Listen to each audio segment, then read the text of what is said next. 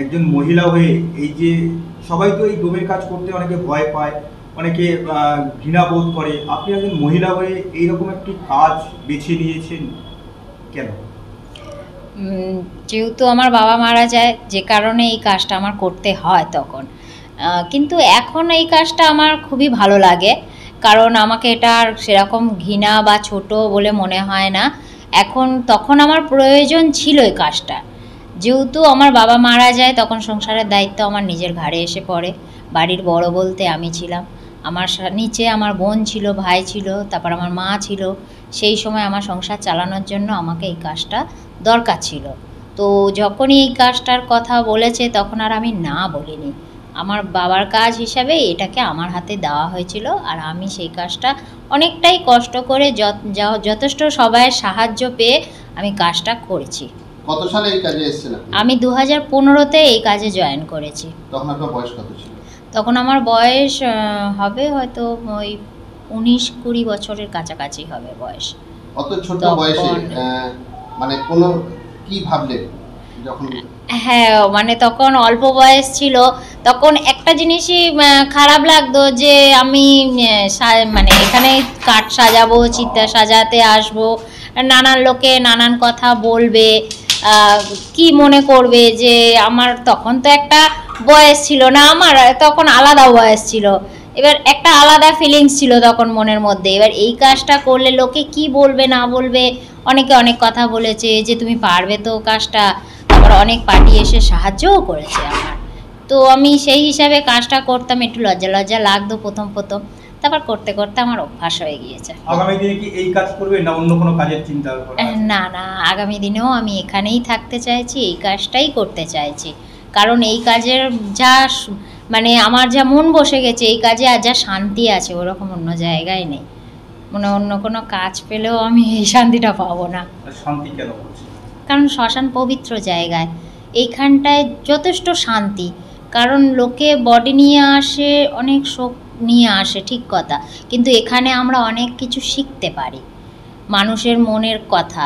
যে অনেকে তো অনেক কিছু ইনকাম করে, অনেক টাকা পয়সা, অনেক বড় লোক, অনেক গরিব লোক, সব কিছু কিন্তু তারা ছেড়ে লাস্ট পর্যন্ত এখানে আসে, কেউ কিন্তু কিচ্ছু নিয়ে যায় না। আপনি ছোট থেকে কি দেখেছেন, মানে একদম যখন থেকে আপনার জ্ঞান হয় তারপরে আপনি কি দেখেছেন বাবা কি করতো? বাবা যখনই বডি আসতো, বাবা আসতো, চিতা সাজাতো, বডি পোড়ানো, এগুলো সবই আমার বাবাকে আমি প্রথম খুব ছোটোবেলায় তো আর আমি ঢুকতাম না শ্মশানে। যখন একটা বয়স হয়েছিল তখন আমি এসে দেখতাম, উঁকি ঝুঁকি মেরে দেখতাম বাবা কী কাজ করতো না করতো। দেখতাম খুবই পরিশ্রম করে আমাদেরকে মানুষ করেছে। তো যখন আমি তার কাজটা পাই, তখন মনে করলাম যে যাক, আমি অন্তত সেই জায়গাটায় পৌঁছাতে পেরেছি যে আমার বাবার কাজটা আমি পেয়েছি, আমার বাবার নামটা আমি রাখবো। সেই হিসাবে কাজটা আমি নিয়েছিলাম, কাজটা করেছি। অনেকে এখনও পর্যন্ত এসে আমার বাবার নাম করে। তো আমার মনে এটাই আশা আর উদ্দেশ্য আছে যে আমার বাবা মরে যাওয়ার এত বছর পরও লোকে নাম করছে, কমসে কম সে তো নিশ্চয়ই ভালো কিছু করেছে এই জায়গায় কাজ করে, যে সবাই নাম করছে। তো সেরকম জায়গাটা আমি তৈরি করতে চাইছি। বাবার নাম বাপি দাস। বাড়িতে কে কে আছে? বাড়িতে আমার মা আছে, বোন আছে, ভাই আছে, আর আমার বোনপো আছে। আমার বোনের বিয়ে করেছিল, ডিভোর্স হয়ে গিয়েছে। বাড়িতে এখন কতজন সদস্য? বাড়িতে এখন আমার মিলিয়ে 5 জন সদস্য। পুরোটাই কি সংসার আপনার ঘাড়ে? প্রথম আমার ঘাড়ে ছিল, এখন আমার বোন কাজ করে। বড় কাজ করে? হ্যাঁ। মানে আপনাদের দুজনের মিলেই? হ্যাঁ, দুজন মিলে সংসার চালায়। তার প্রথম দিকে এটাই ছিল সংসারের আর্নিং? হ্যাঁ, মানে এই কাজের মধ্যে, এই কাজের ওপর দিয়ে আমার সংসারটা চলতো প্রথম। কিছু আবেদন করতে চান আমাদের মাধ্যম দিয়ে?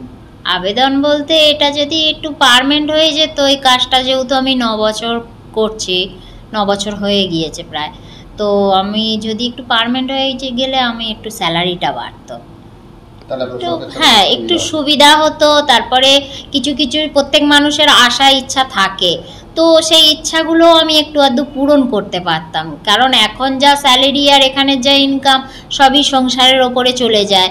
তো আমার যে ইচ্ছা বা একটা আমার বাড়ির লোকের ইচ্ছা, সেগুলো আমি পূরণ করতে পারি না, কারণ আমার পয়সায় পোষায় না, সেই মানে কুলিয়ে উঠতে পারি না।